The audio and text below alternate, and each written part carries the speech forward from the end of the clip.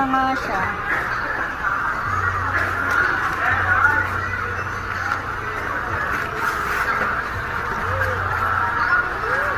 Bye bye.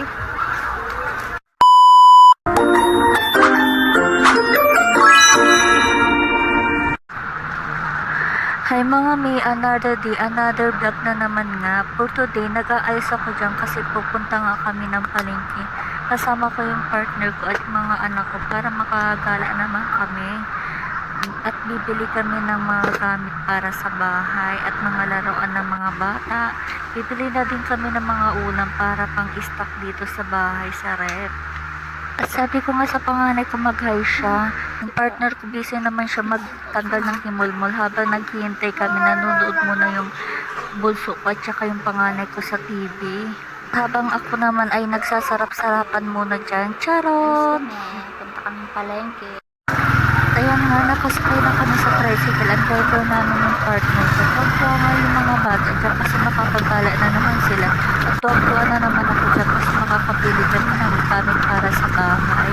At yung mga bata tuwa din niya kasi makakapili na naman sila ng mga laruan nila. Kaya nga nagyaya dyan si Mr. kasi nga napapansin niya na wala na mga gamit sa bahay kasi naubos na nga.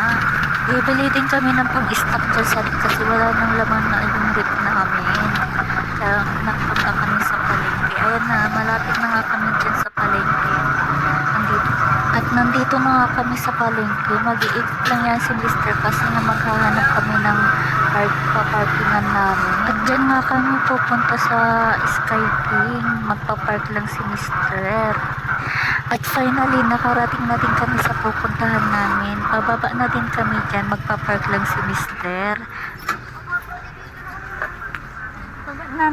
At ayan nga, nandito na nga kami sa loob ng Sky King. May dala-dala ka pang toys? Sinini. Pa. May dala-dalang ano.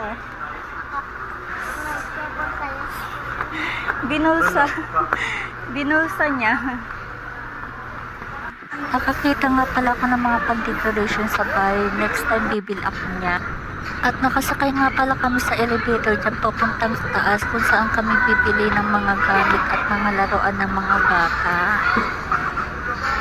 Tuntua. Dandan ka. Baba na, baba. Baba na, baba. Dahan-dahan lang. Ayaw magpahawak. Ate, siya daw ate. Ate, siya daw magganyan.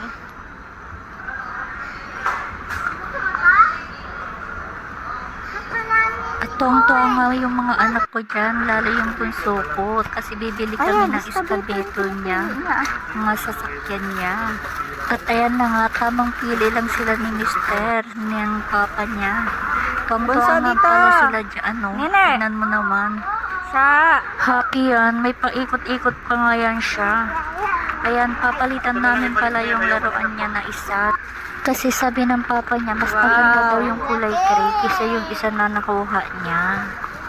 Ayan, tamang lakad nga pala kami dyan kasi maghahanap pa kami ng gamit sa bahay.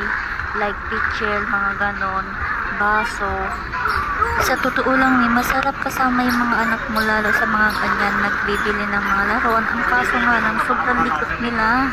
At ayan na nga mga mi, andito na nga kami sa bilihan ng picture kasi wala na nga kaming picture sa bahay, naubos na ng mga nginginom sa bahay, lalo yung asawa ko, nauubos nila, charis.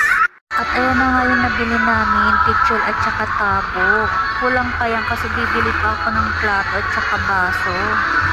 Tabang lakad-lakad nga pala kami dyan kasi naghahanap kami ng mga bibilhin namin. At nalibot na nga namin yung mga damitan dyan kasi may hinahanap si Mr. na para sa kanya na hindi niya mahanap dyan. At habang nandyan nga kami, napapatigil kami kasi hinahanap namin kung saan yung hinahanap niyang damit niya. At ayan na nga, napagdesisyonan namin na sa baba na lang kami bumili ng mga kailangan niya. Tamang lakad nga pala kami dyan, yung bunso ko. Nahihirapan ata sa laruan niyang karga-karga niya. Pauwi na pala kami dyan, kababa na kami. Nasa counter na nga kami dyan kasi magbabayad na kami dyan. At habang naghihintay kami ng bills dyan, yung bunso ko, naglalaro pa dyan sa counter. Apakalikot naman talaga niya, kung saan-saan na lang. At ayan na nga, natapos na kami. Pauwi na nga kami dyan. Siyempre, nagmerienda muna kami bago kami umuwi. Nagbili na din kami ng quick at saka lumpia dyan. At buko juice na din para sa inumin namin. Buko, ako na buko.